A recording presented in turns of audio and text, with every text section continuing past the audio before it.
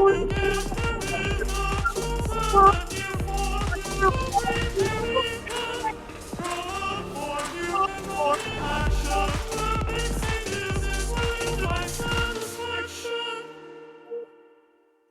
hello, hello. Welcome to tonight's podcast. Let me get the screen up over here.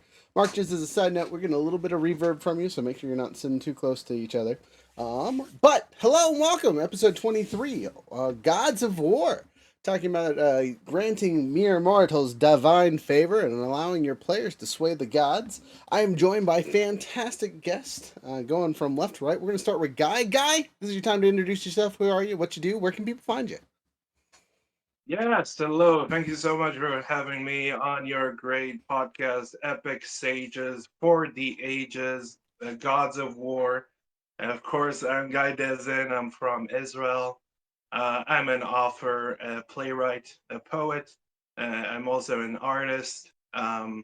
Also, I teach English in the preparatory school for English at Bar Ilan University, Israel, and I can classify myself as a self-proclaimed, um, hopefully fully fledged nerd, but we'll see by the end of this talk.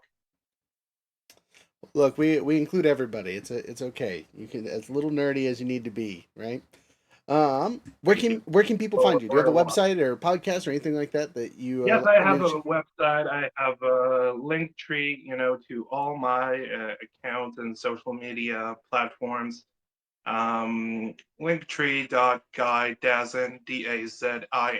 I have a podcast on YouTube called Thoth Describe Podcast, Thoth Describe Podcast on YouTube, where I interview a lot of intellectuals and artists and bohemian kind of people and very interesting interviews. So I do a lot of different things. So yeah, let's jam it out. Heck yeah! All right. Next up on my screen that I can see is Mark. Mark, go ahead and who are you? What do you do? All that fun stuff. Well, thanks for the invitation. My name is Mark Smith. My son Christian is right here, and it's his first time on a show. So, yay, Christian. Woohoo. Anyway, all right.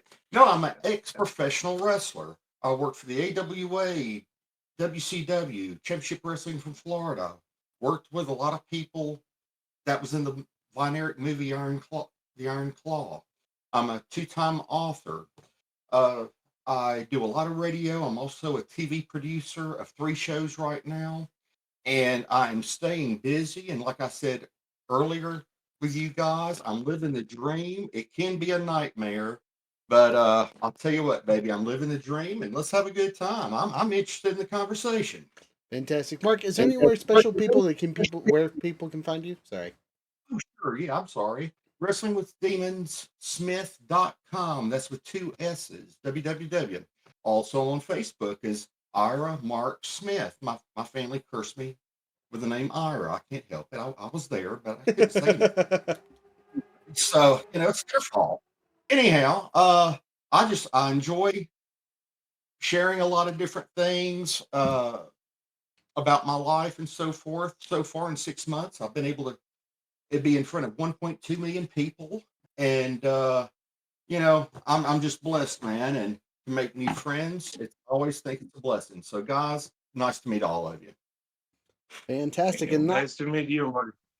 and last but not least, TS Pedramon. Or would you like to use your non-author name? You are muted currently. We cannot hear you. Yes, he's muted currently, You're muted, friend. We can't hear unfortunately. any of that. I'm sorry, I got confused that like whether it was lit up or not. I was actually thinking about, and I was looking at it, I was like, okay, so now no, I had it backwards. Yeah, so author T.S. Pedramon, that is a pen name. If somebody calls me Don, that is just fine. That's my real name. That's what I go by. But I just wanted some kind of a distinction between my personal life and author life, but it's no secret who I am. My history is in music. I got my degree in music education. I went and I taught band for a year in a small town in Kansas. I taught 5th through 12th grades, and then I got just kind of frustrated. I was kind of out there on my own. There was a support system in place, but anyway, long story short, I quit that job and called a Marine Corps recruiter. So then I went and played my clarinet for the Marine Corps for about 7 years, and then I went to officer candidate school and switched over and left the band behind. One big reason was my feet hurt all the time because a part of a military musician's job is doing ceremonies, and you stand still for lengths of time, and my feet just never stop hurting. For some people, it's not so bad. It just affected me a little more. But yeah, I became a cyberspace warfare officer, and my job was keeping the Marine Corps networks safe. You know, kind of making sure that we're patrolling in cyberspace and looking for any signs of possible intrusion. And then about 6 months ago, I left that. I'm still in the reserves, but I left that full time and struck out as a full time author. Kind of an ambitious move because I didn't have a book published yet. Now I do. I published at the end of February of this year, book 1, and yeah, I'm working on book 2, trying to get that out at the end of August. And it's Fantastic. epic fantasy. Epic fantasy. Like I said when we originally interviewed, I'm excited about that category. Secondarily, where can people find you? Where can they get your book? All that fun stuff. You can find me at pedramon.com, but in case you don't know how to spell Pedramon, go to nightshadeunicorn.com. That's my first series. This is book 1, so it's just nightshadeunicorn.com. Really easy to remember. And there are links there. You can buy the book there, or it has a link to where you can buy the book. You can search it on Amazon, or you just Google Nightshade Unicorn. You'll find it. Perfect. Fantastic. Yeah. Well, those are all of our wonderful guests, and now they're going to get tortured by me for the next hour. Wah ha ha ha ha. So going back into our topic, right? The discussion with the gods, right? And to refocus on kind of the question, when I say the words divine favor, what's the first thing that pops in your guys' head? I'm going to start with Guy. Guy, when I say divine favor, what's that mean for you? Well, I automatically, think of the classic phrase Deus ex machina, the ghost out of the machine. Some kind of uh, winged hero that comes to save the day. Um, so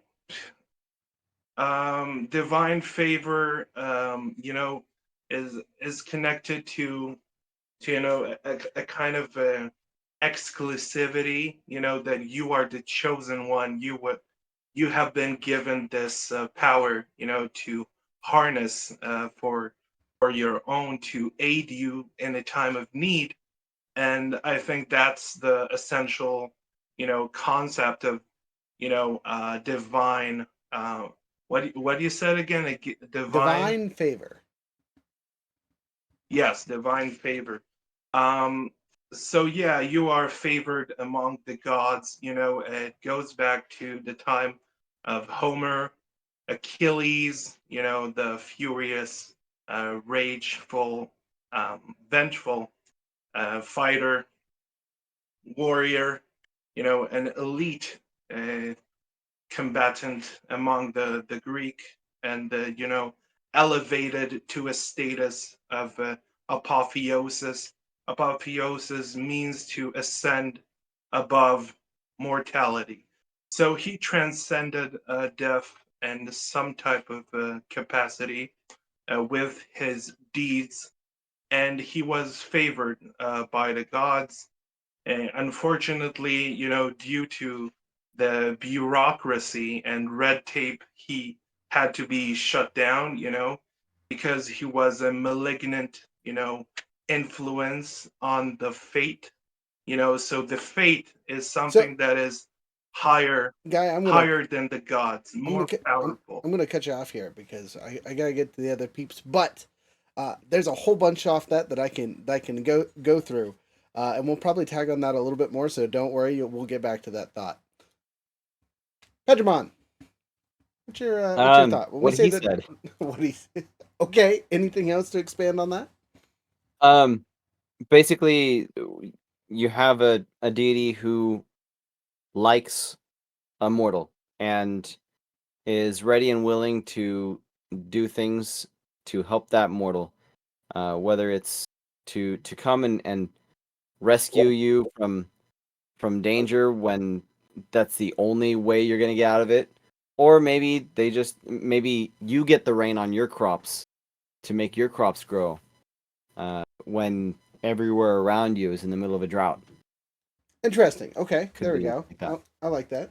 Mark, what about you? When we say the words divine favor, what pops up in your head? Well, I've been to seminary, okay? So I may have a little, all right. Divine favor. You know what? And I understand what you're saying, brother, about the rain. But who says one person has to have divine favor from God? I mean, that's the fact.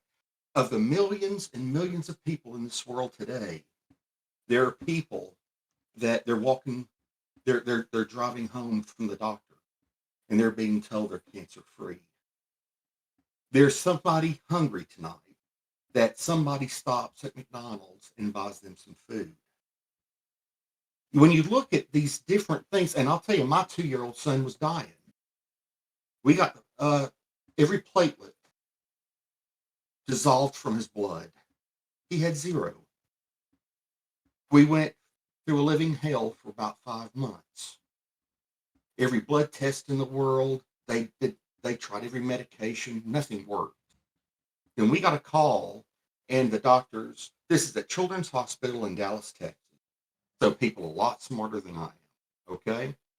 And they said, we have something to tell you. My wife and I looked at each other and said, oh God, how much time does he have left? They said, we've given him 2 blood tests this morning. One showed no platelets. A few hours later, we needed more blood. 300,000 platelets appeared in his blood. We've already given him another test, and they're there. Divine favor does not have to be a big thing. It does not have to be exclusive. You know what? The fact is I've been on over probably now over 100 different shows. Brooke and I get along great. I love him to death. I build this kind of relationship with everybody I'm on a show with. You know, every host I've been on with. And, you know, I feel like that's divine favor because every few days, I'm getting another brother in my life. Interesting. So, Okay, I'm going to cut you off here so we can push forward because I like where your head's at, but kind of to jump on that. What I'm hearing from all of you, right, is the idea of divine favor for you guys is just a little extra luck with what you're doing, right? Whether that's a big thing, crops not withering when everyone else is doing so, or just little things that are everyday, or something that elevates you beyond of what you are capable of or your peers are capable of normally, right? Those are kind of the 3 categories you guys are throwing divine favor in, yeah? For gaming wise, there's literally a spell called Divine Favor, which is you get a +4 or 1d4 when you make your rolls, right? For every time you do it, bam, little bit of help when you're trying to succeed on things. And I think, in essence, I was not nerdy enough to know that there was a spell. right? And I think that Yeah, it sounds like in essence, right? That is the simplest form of your divine favor. It's literally spelled out. That's what it is. Yada yada.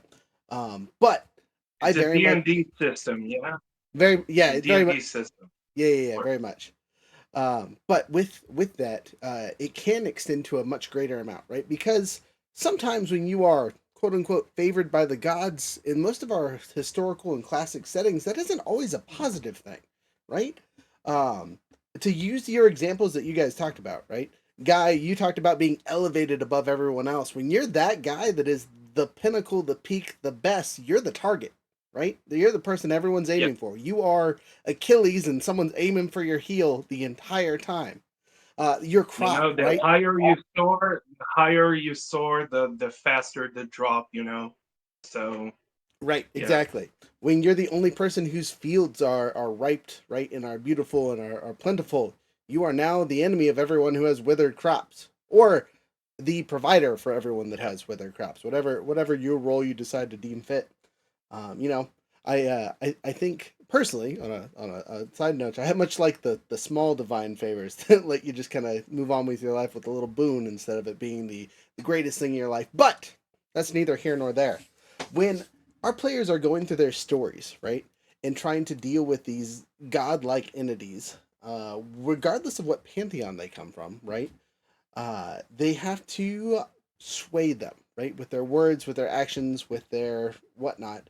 What is an action you would feel is powerful enough to sway a god, right? Either in the classical sense, in a storytelling sense, or whatnot. Where you guys head out? I'm going to start reverse order here.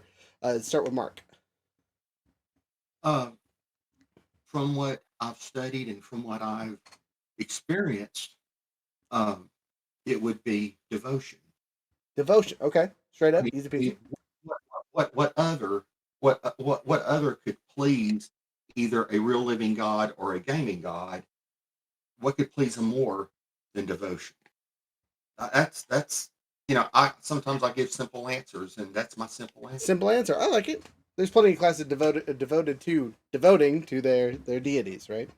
All right, jumping over to you, Don. Don, what about you? What kind of actions do you think sways a god, especially in like your worlds, right? You're a fantasy author. Yeah.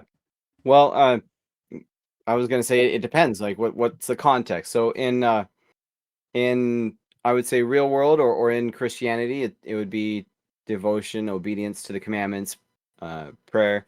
If we're talking about Zeus, a little bit of skin.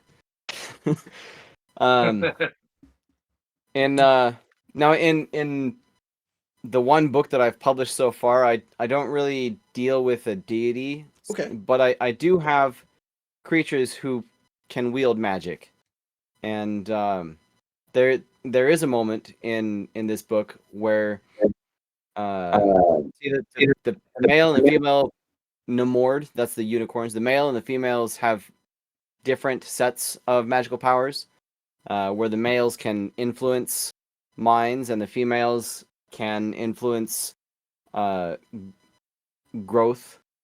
So there's a moment where but also because of like some big let's call it a curse for brevity's sake, because of some big curse, the females can't see the males, can't hear the males.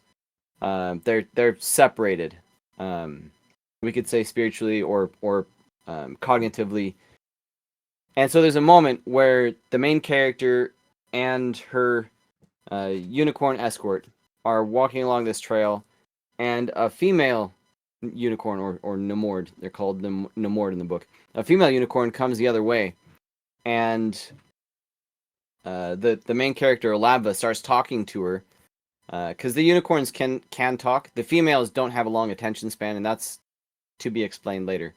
But they don't have a long attention span, and the male, the unicorn escort, tells Alava like keep her attention a little bit longer, distract her, and it was just because he was trying to implant an idea, like, why don't you mosey on down to this valley where this girl's from and make sure their crops grow well, because they could use it right now, you know.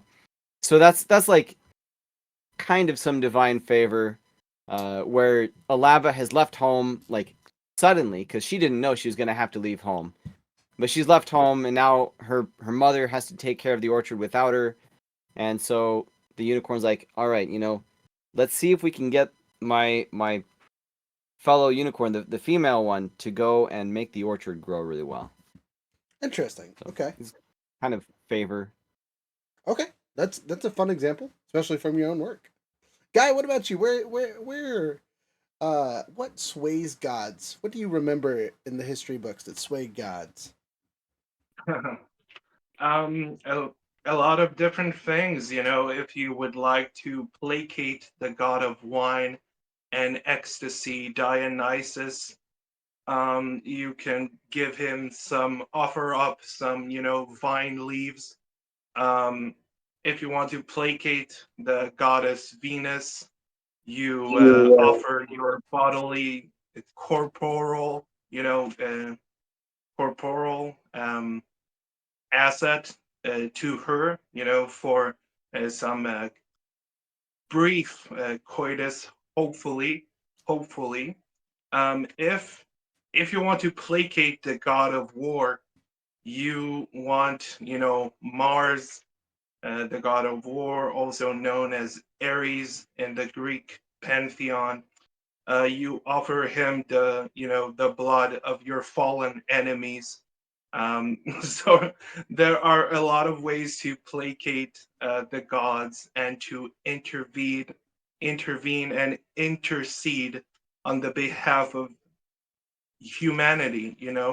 Um, so if you're talking about the Judeo-Christian God, you're talking about a certain type of devotion, and that devotion, manifests in all the different uh, preservances that you have in the specifically in the Jewish faith and credo and theology, but also in some denominations. We're talking about anachronistically about Christian denominations, more strict Catholic, for example.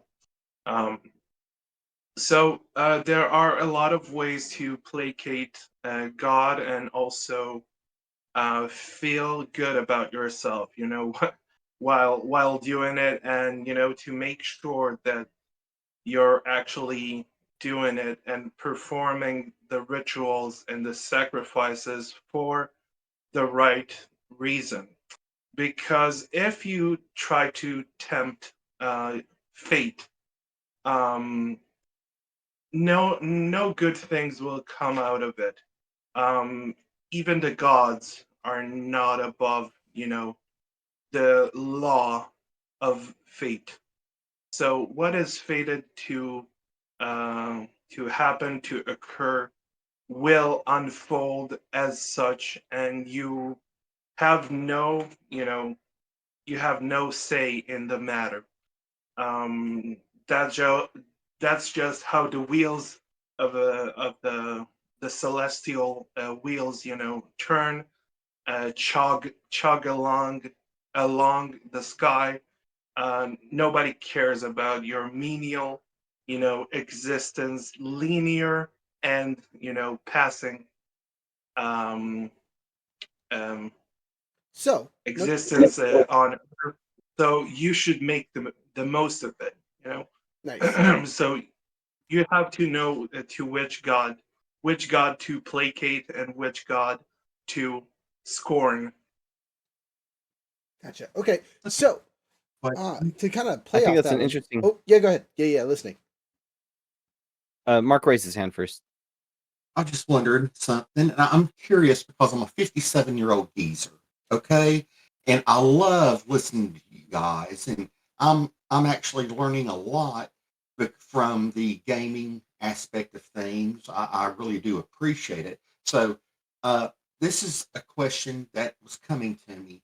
Uh, like Rook, you're asking, we're focusing right now on the gods. My Mhm. question is, I really don't know, are there games that tend to go the other way to where it's more in the line of evil and death? Yes, I I'm was. just I was. curious. I was gonna get to that. Promise. We're just about to talk about the opposite. No, you're good. That's a great segue for me. Um, but before I get into it, because that's next question.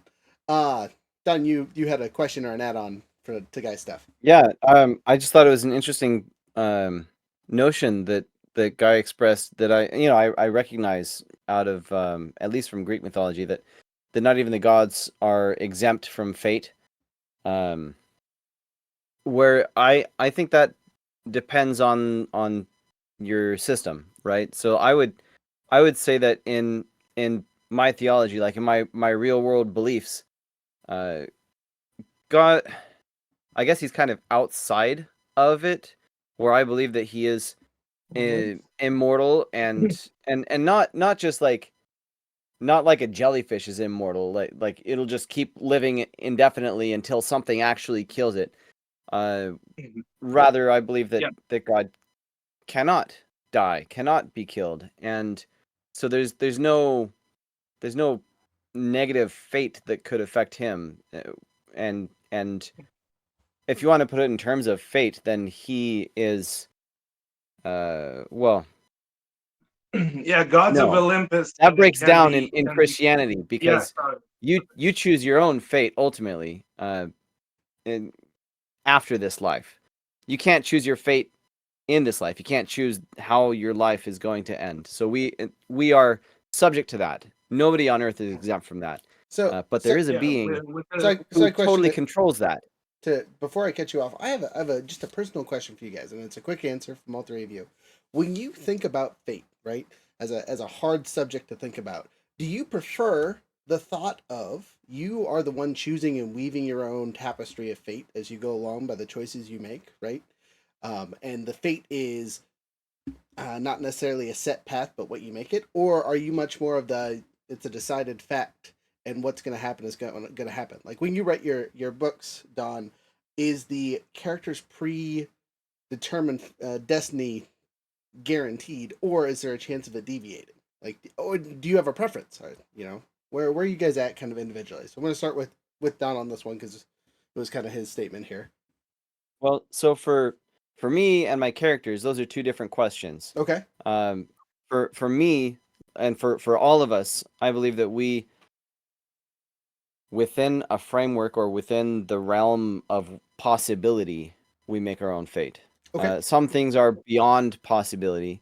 Like uh, apparently my brain and my nerve signals are too slow for me to possibly be a world-class musician. Like I don't have the synapses that are fast enough for that.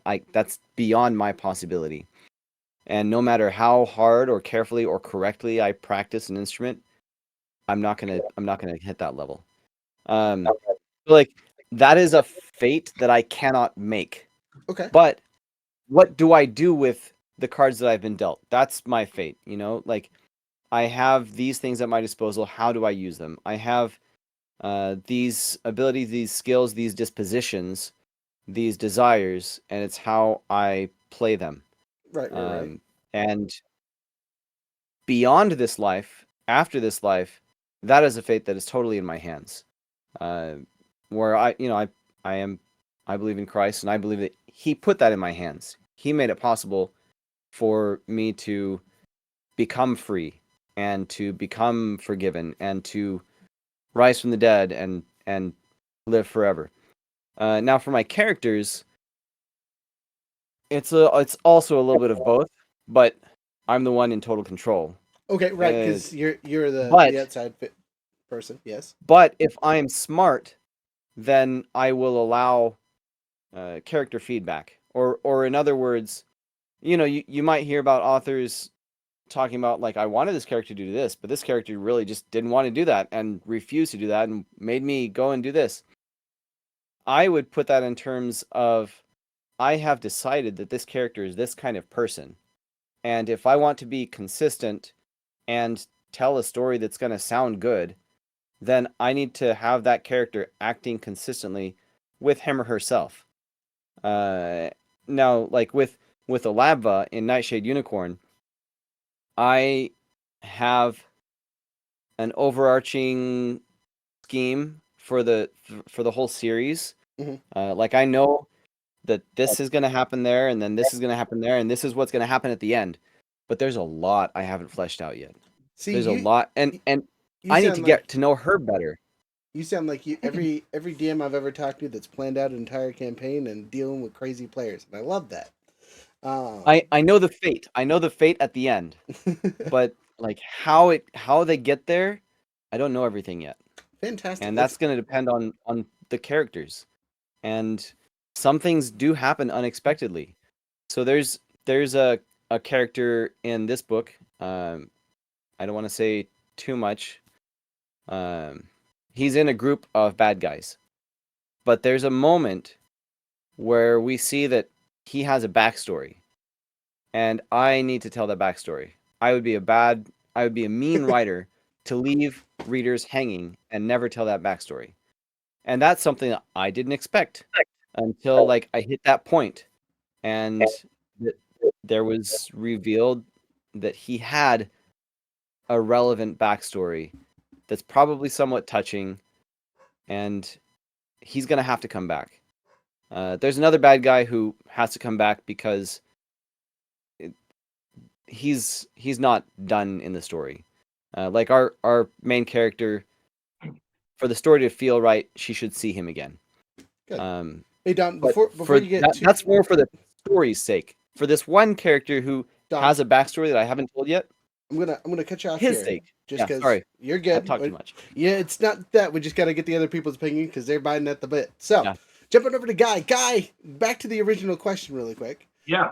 What do you prefer? Do you Yeah. prefer a finished fate or a fate that weaves out before you, where you are making the choices, comparatively to something that, regardless of the choices you make, you're hitting an end? Yeah, of course, in terms of RPG, and fantasy role play, of course I would prefer to be able to be the writer of my own destiny. Um, just a quick caveat, I like Don's book more and more and would like to know how it unfolds as I hear him speaking and divulging more details from his books. Or you're a great salesman for your book. And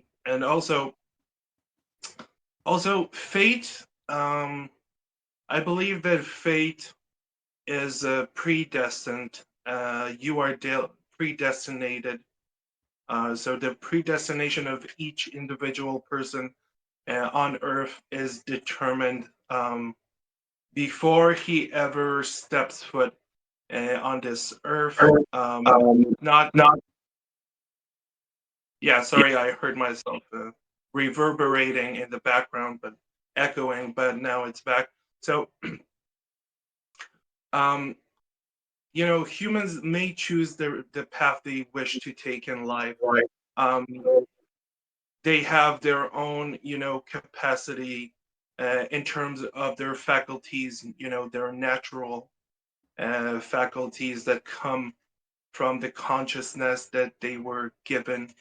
They were endowed with the possibility and ability, the prerequisite, to make, distinguish between good and bad choices, between morality, or immorality. So, unfortunately, I don't know about, the next step. I don't know about, the pearly gates or paradise or the afterlife. I don't know anything about that.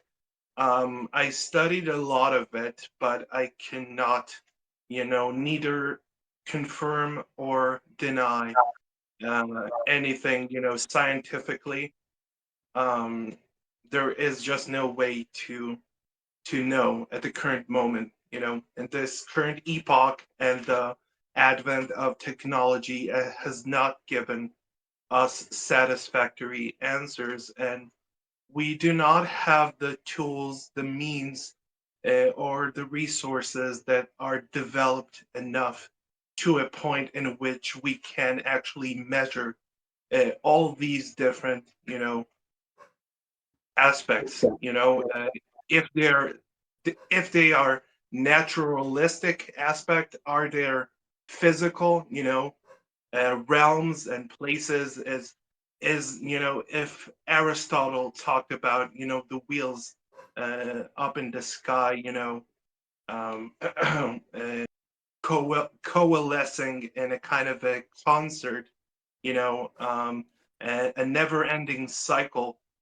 Um, if those places actually exist and we can develop a technology to actually transport us there, physically the entire in our entirety without our particles, breaking off at some point through that journey, this arduous kind of a journey to another plane, a different dimension. Hopefully, I'm hopeful there's a next step, after the body decays, the corporal, you evacuate your corporal existence and take on some ethereal, spiritual, new body, body, quote unquote. Um, yeah, so that's my 2 cents on the matter. That's a fair statement across the board, and I'm right there with you. You can't prove it, but that's what we have faith for, right? Luckily, we live in a world that's an acceptable thing to have, so we Yeah, can hope for the best at we the have minimum, to, right? it's like the emperor's new clothes, you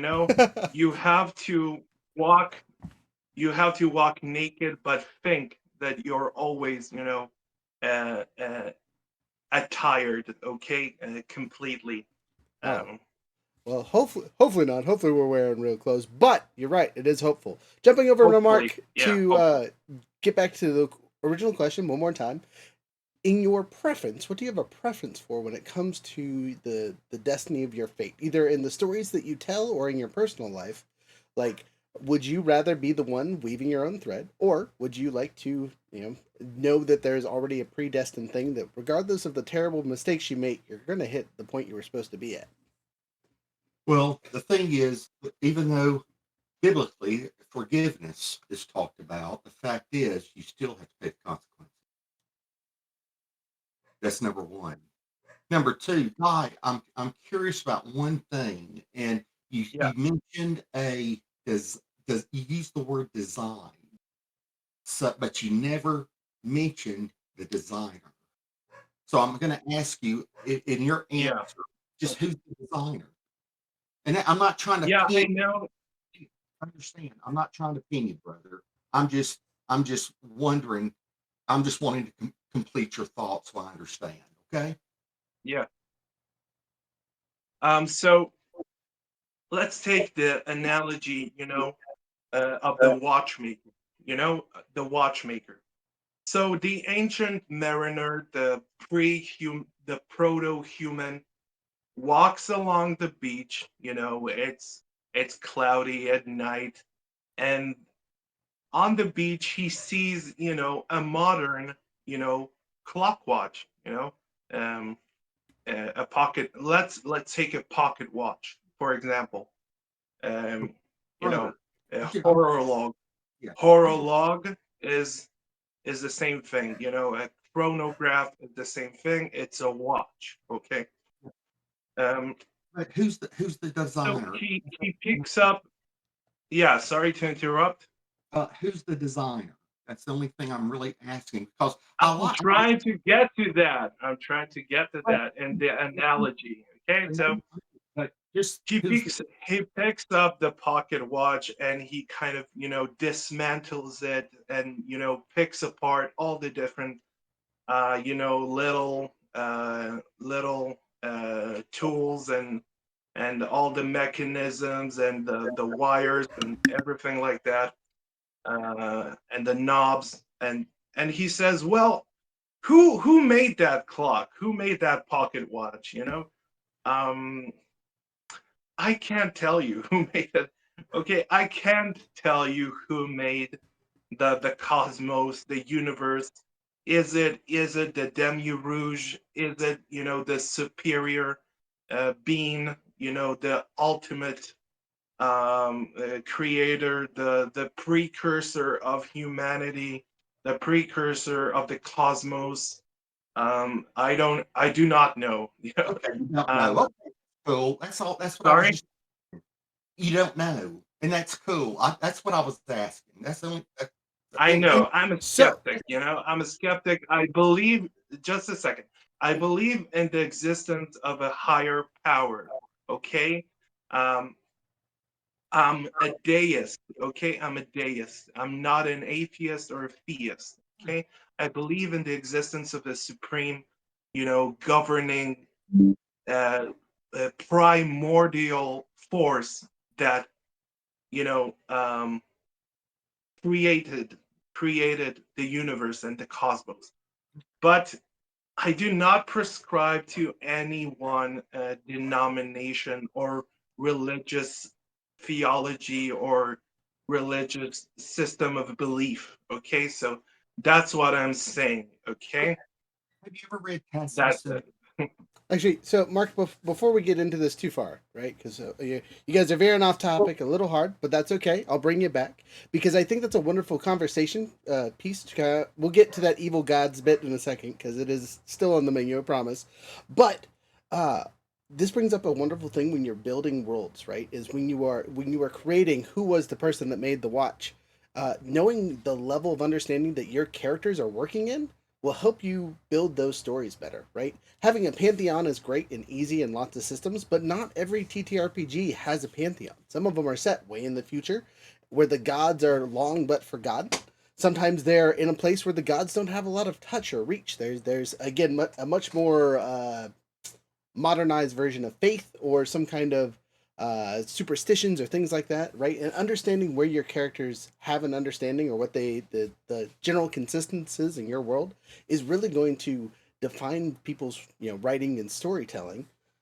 So like knowing that for your characters, regardless of what it is, what you guys personally believe or whatnot, is a powerful storytelling element, right? Because in all those worlds and understandings of such, being able to literally see a god step in front of you and talk to you is pretty solid confirmation comparatively to some place that's just a faith that you believe in, something that pushes you along, or something that is completely lacking of, right? Sometimes in horror TTRPGs, they kind of pull back away, right? They go with the Cthulhu and great gods and stuff, and have the lack of faith be the The awkwardness in old the one, world, the right? old one.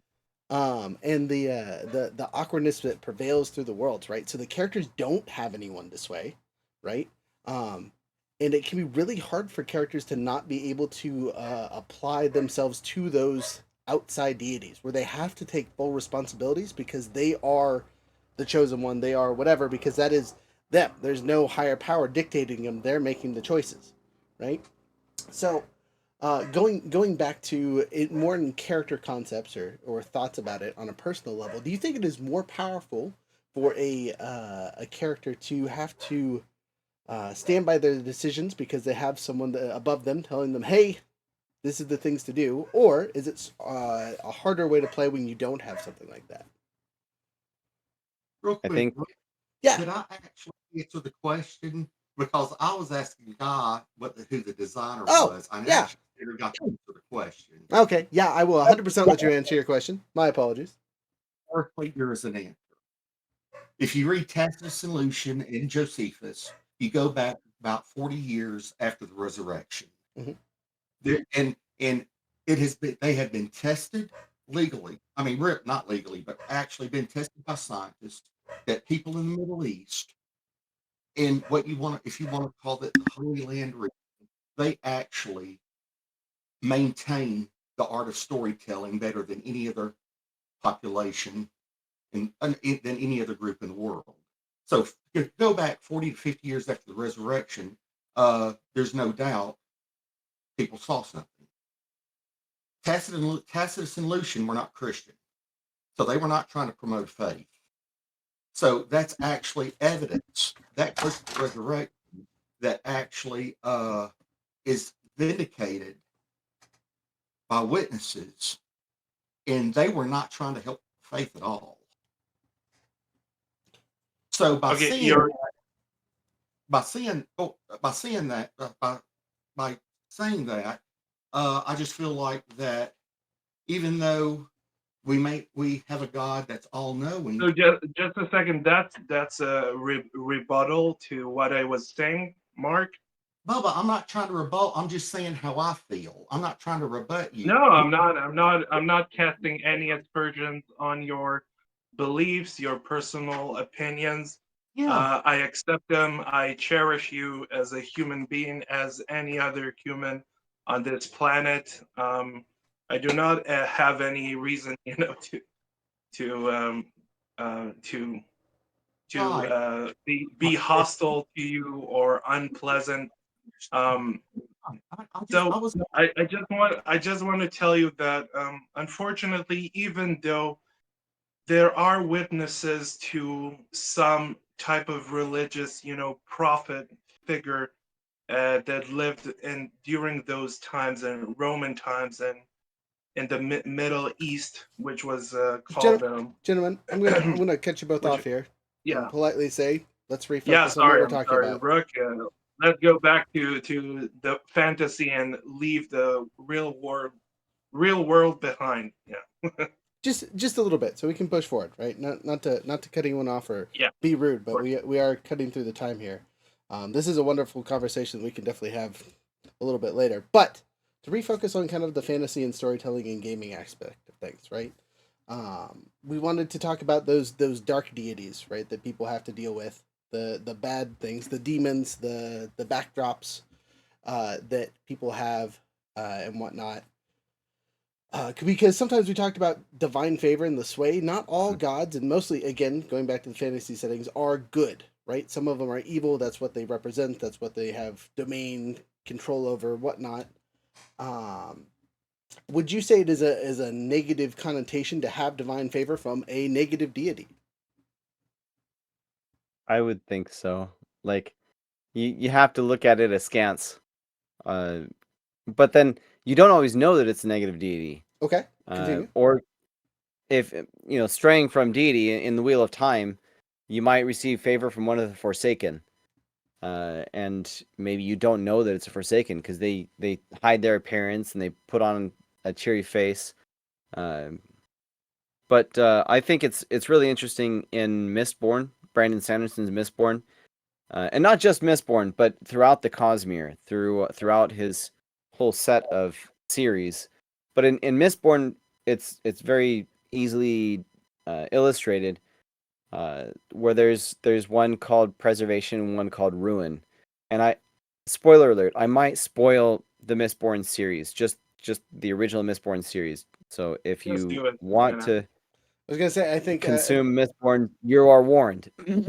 So there's Preservation Don't and worry, Ruin, not and anybody. Yeah. they both have like this great power over this world, and neither one can prevail over the other. But preservation actually happens to this power that is called preservation happens to be held by somebody who is benevolent, and ruin happens to be held by somebody who is maleficent, and so they're in deadlock until somebody picks up preservation's power, and they try to do things to preserve things, but they mess things up because they don't understand how the world works, like physically well enough, and so they try to stop. They move the world a little bit farther from the sun, I think, and like all the oceans overflow their bounds, and ruin allowed preservation to move the world a little bit because ruin knew that ruin would come because of it. And so then preservation tries to stop the oceans overflowing their bounds Yeah, that's and the can't because ruin is equilibrium. there That's the exercising equilibrium equal that but needs to opposite be. power. But yeah, these two deities aren't like controlling souls. They're not controlling where souls go after death. It's not like that. It's just that they have benevolent or malevolent oriented powers. Mistborn's a really fun series to read. Just as a side note, for those of you that haven't read it, Yeah. if you're a fantasy Yahoo, it's a must read at some point. Okay, so I tried not to run it too bad. no, you're good. So back to the question, right?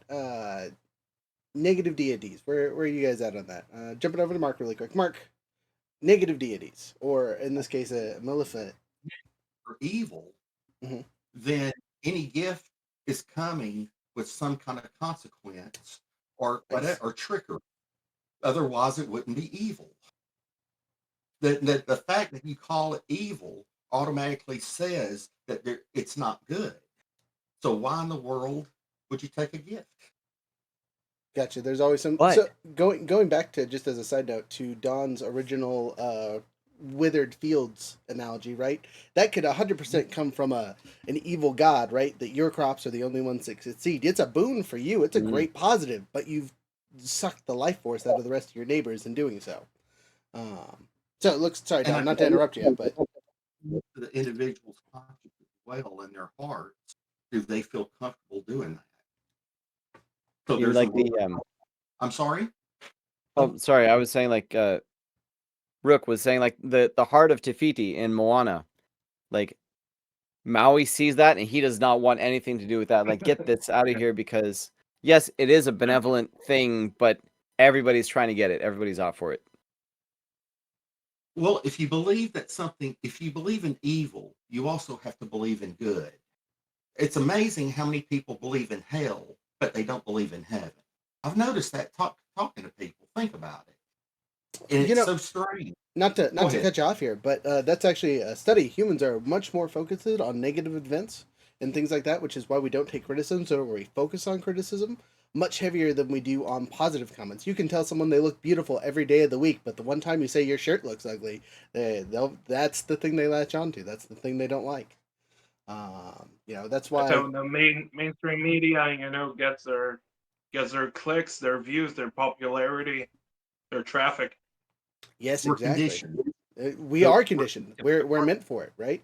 It's like Pavlov's dog. When we smell blood, we just chase after it. But That's a good way to to put to it. play devil's advocate, no pun intended, against myself, I'm gonna ruin Wheel of Time. Oh no. So there's Do the it. one power, that and the Oprah's one power greatest has two movie. halves. Yeah. There's the Sidene and Sidar, male and female halves of the one power. And they get that through the source. But then there's the true power, which I don't like the name of that power, but I guess it's the bad guys calling it that, so they can call it whatever they want, and that's how they feel about it, so it's fair. The true power, and in book like 10 or 11, Rand discovers that he has access to the true power, and Luz Theron in the back of his mind is like, no, don't touch that. So like Rand is being held against his will, and then he he feels the true power, and it's described as being compared to Saidin, it's 10 times as powerful and 100 times as violent. And so he reaches for it, and Luz Theron is like, no, that's of him. He's saying that power belongs to the Dark One. So like maybe the Dark One, I don't remember. Maybe the Dark One allowed Rand some access to this power because he's trying to twist him, trying to turn him around. But in the end, I said I was ruining Wheel of Time. In the end, Rand is actually able to use the true power against the Dark One, and Kalendor was an Angreal for the true power, not just for Sidene, but for the true power. And so it's kind of like he had this gift from a negative deity, and he successfully used it for good. Right, which is a fantastic storyline, by the way. If you haven't read Wheel of Time, again, another great suggestion. Guy, jumping over to you and your Yeah. ideas and thoughts about the negative deity and how players can interact with them in a interesting way. In a classical story, is there any classical stories where you can think of like a true evil deity that interacts with people on the regular and what kind of comes with it? In our modern stuff, we very much attach strings to all evil, right? And just like Mark was saying, if it's evil, there's a reason for it, so on and so forth. So, is there something more in the classical realms that kind of touches on that a little bit too? Yeah, there is evil that exists, on a separate plane on its own. It's not influenced. It's the born out of, ex nihilo. It's not dependent on anything. It's born out of the bowels, out of the chasm of darkness itself. For example, the Master in the Master and Margarita, Mikhail Bulgakov's, magnum opus. It's not too nerdy, but it's a classic, piece of Russian literature. Trust me, it's not. It doesn't have any nerd shit in it. Sorry for the French. No, I don't know, just a different type uh, of nerd. It's not a TTRPG nerd for sure, but yeah, definitely yeah, a type of nerd. yeah, a bookworm. Yeah, a kind of a bookworm nerd. So the Master and Margarita is very interesting in that, you know, the main character. I'm going to spoil the Master and Margarita for any listeners or, avid readers who haven't gotten around to actually open up the book and read it. You know, 60 years or 70 years after it was published. So I'm sorry I spoil it for you. If you're young readers, I'm sorry in advance that you won't be able to experience the majestic, you know, um, um, I'm gonna tragic story of Master and Margarita. Um, the main character is Satan, the devil, who appears in St. Petersburg on one foggy, um, Russian night. Is that a James Bond movie? Yeah, Russian night. So um,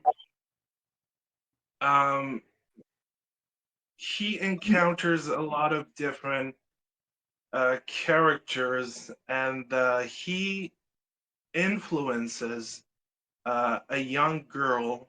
Um, she's not that young, perhaps 18, 19, but still very young. Um, to become his kind of his puppet, to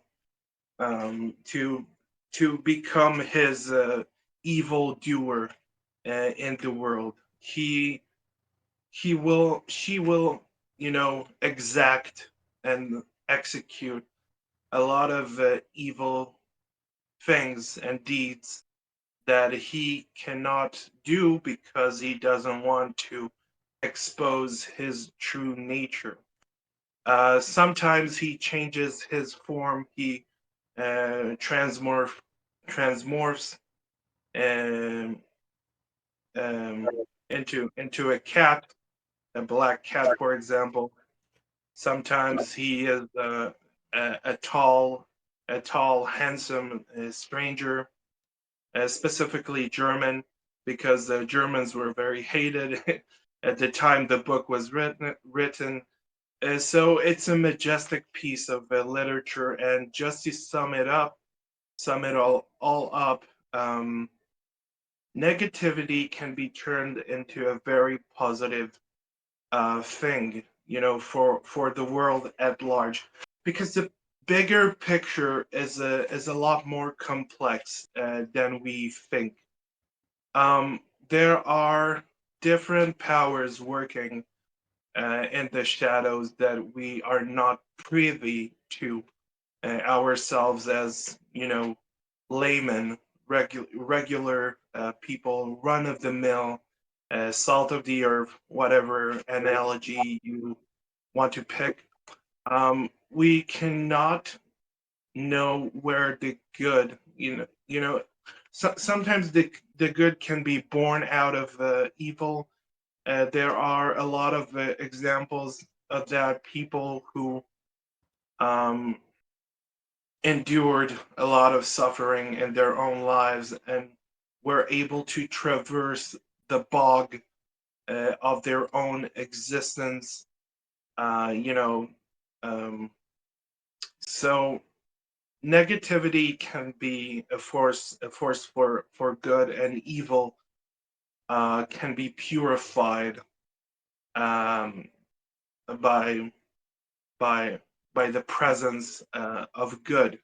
In a general kind of a sense, but it's just a recommended reading for anyone enjoying classic literature, enjoying themes like, snow, for example.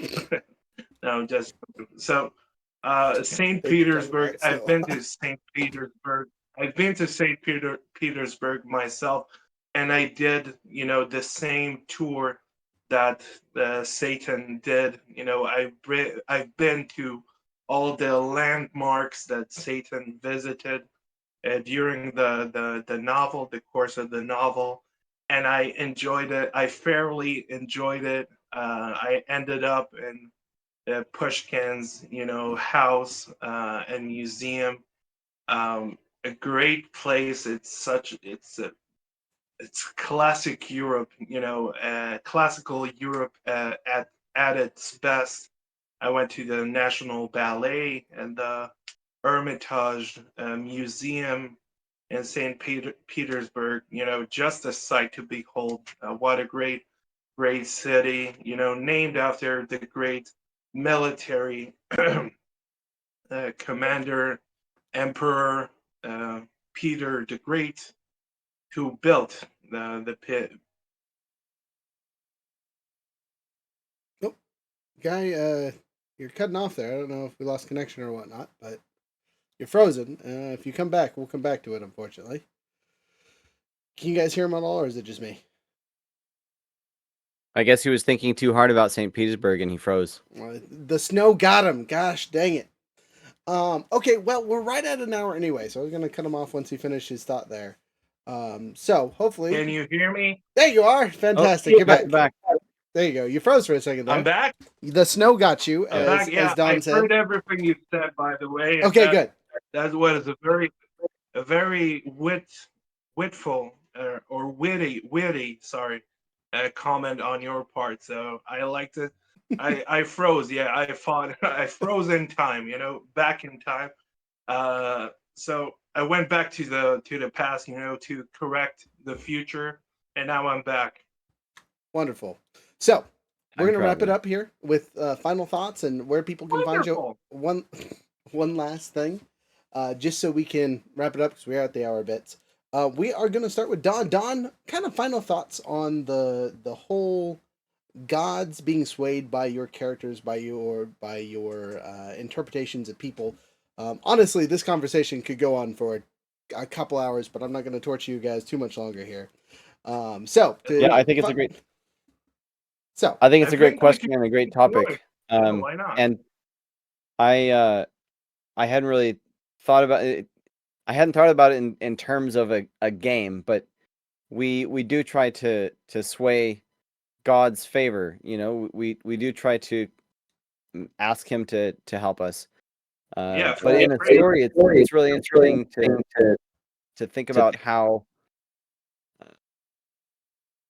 Yeah, in a story or a game, like I liked what Guy pointed out early on, how to appease the gods in the Greek pantheon, and I think that makes for good stories, interesting stories, and sometimes they're just kind of fun and whimsical. It depends on what that deity likes.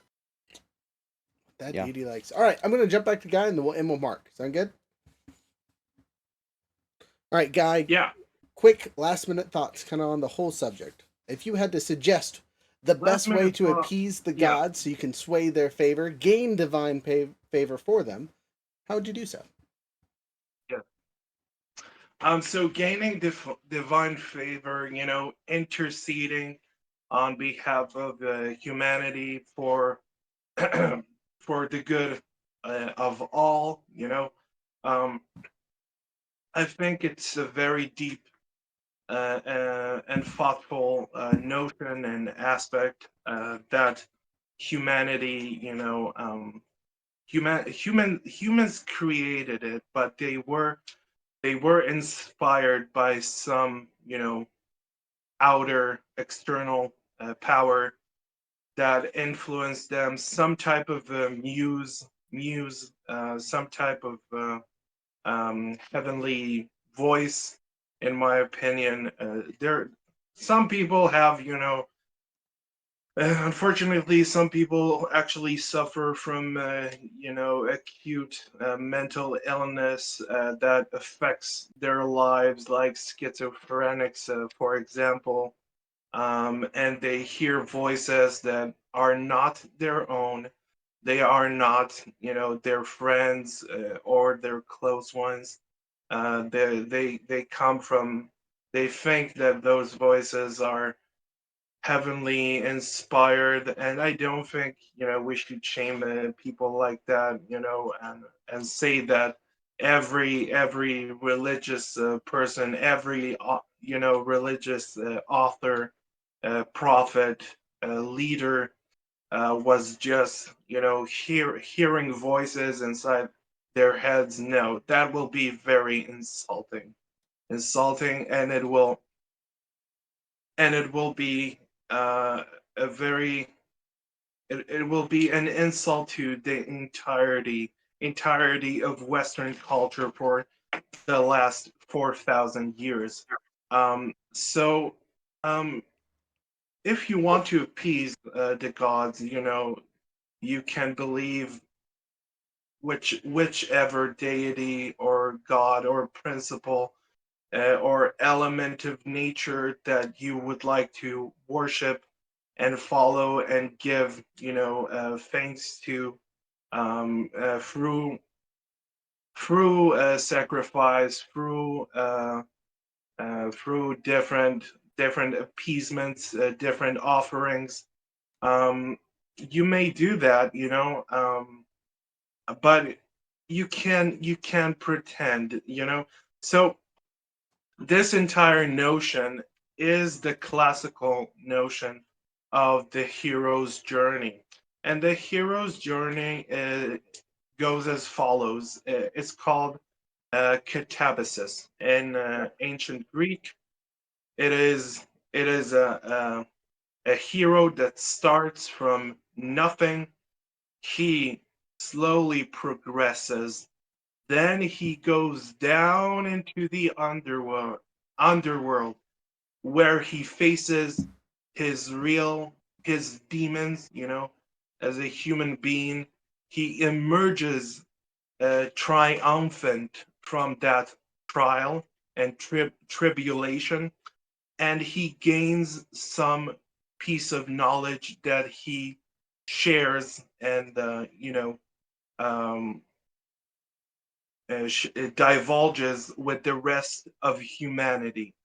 So that is essentially every JRPG you ever Ever. played. Exactly. I was going to Yeah, say, and as a side note, that is it. as a side note, that Yeah, segues really easy into Mark's book, Wrestling with Demons, literally going to hell to face them and whatnot, right? So, speaking of Mark, it's your turn. Final thoughts, kind of on the whole situation here. My answers have been pretty short tonight. The fact is gaming in life can come pretty close to one another. We often game in the way that we live. And so all I say is I hope everybody finds the answers in their life and their gaming experiences are fun. Sounds like you guys are really in with it. I've enjoyed it. But gaming in life can be very close. And we have to be careful sometimes that the game, just like I did in my life with pro wrestling, the worst mistake I ever made was I became the wrestler Mark Smith. As gamers, we have to remember what's real and what's not. A solid point. Yeah, no, that's good. Okay, well, before we do my closing comments and all that fun stuff, I think all of that is a fantastic final thought. But most importantly for you guys, where can people find you? One last time. We're going to start with Guy. Guy, where can people find you the easiest? yeah. So I'm on Facebook. Then second tier in terms of quick search and retrieval um, is Linktr.ee / Guydazin, Guydazin, as you see spelled on your screen and pronounced Dazin, Dazin. I have a podcast on YouTube called Thoth, the Scribe Podcast, Thoth.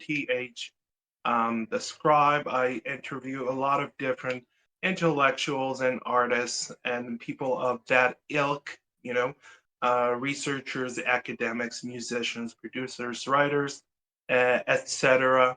I also have a new show with Ash Allen on the Ash Allen Talks YouTube channel called The Weekly Annex. It will be a weekly news kind of a show with debates, discussions. I've written several plays, 2 plays, 10 poetry books. They are all available on ourbooks.com, ourboox.com. I'm also working on a fully fledged novel, fantasy, high fantasy, a type of novel with a lot of religious, esoteric, and fantasy undertones. And I think it's going to be very meaningful and brings a fresh perspective on, the Bible and the story of Genesis and up to Revelation in the New Testament. Also, I hope it will get translation in English by the end of this fiscal year. And thank you so much for having me, Rook. And thank you, Don and Mark, for the great talks and questions. And I hope to do this again with you in another capacity or panel or whatever. Fantastic. Well, we're going to move on to Don. Don, where can people find you? One more time.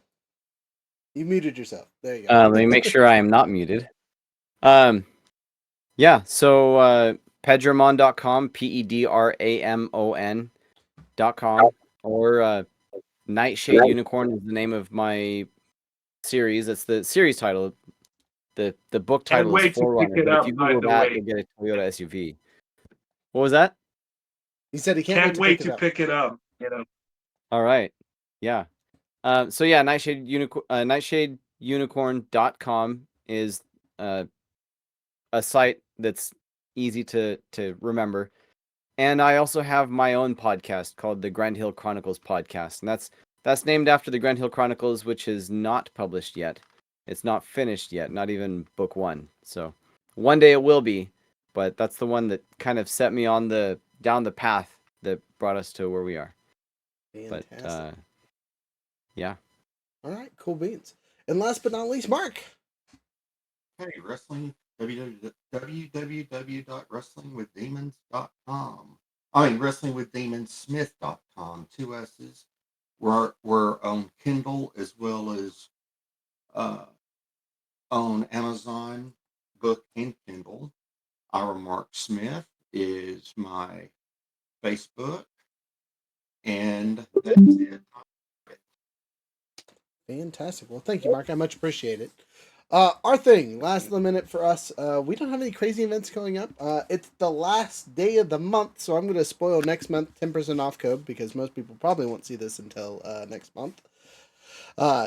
Big surprise, this month's code was Mom 907. Next month, because Father Day coming, we're doing Dad 907. Big old explanation point at the end of it. You'll save 10% on the website, all that fun stuff. We'll be talking more as we go along and kind of move along. But yeah, that's really it. Thank you guys so much. Next Monday, we have our Avatar Legends game, as long as everyone can show up. And then the following Wednesday is our common D&D stuff. We're still finishing that up, so if you're excited for next week, check that out. If you made it through this entire video at almost 1:15, please subscribe, listen to all that fun stuff, and we'll catch you all on the flip side. Bye. Y'all stick around for the music. All right. We're off the mark.